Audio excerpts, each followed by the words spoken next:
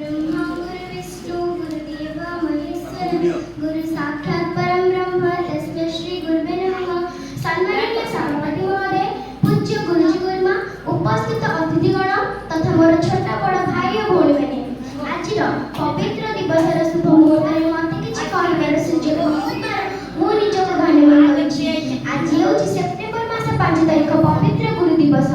आज हेउछि डॉक्टर सर्वपल्ली राधाकृष्णन को जन्मदिन। से 1988 मसीहा सेप्टेम्बर मास 5 तारिख रे तमिलनाडु तिरुतरी ग्राम जन्म ग्रहण करथिले। से माड्रास प्रेसिडेंसी कॉलेज जने अध्यापक थिले।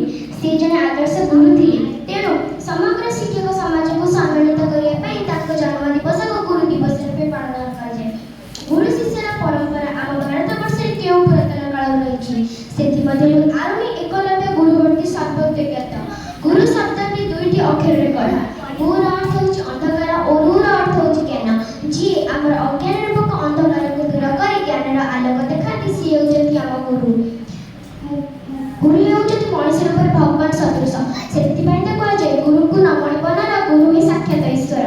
गुरु सदा सर्वदा आमको भल चिंता करती। जड़े सुनागरिक करी गढ़ तोड़बार शिक्षक यथेष्ट भूमिका रही।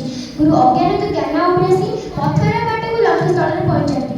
माता पिता गुरु होती आम द्वितीय पितामाता। से आमको भल पाए देखती।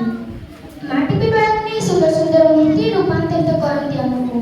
वास्तव में ये समाज प्रति शिक्षक दायित्व स्वतः वंदनीय। गुरु आम चिर नमस्या और पूजनीय। से महान गुरु पाद पद्मे मोर भक्तित्व प्रणाम जनाई मो वक्तव्य शेष करुछि। जय हिंद, जय भारत।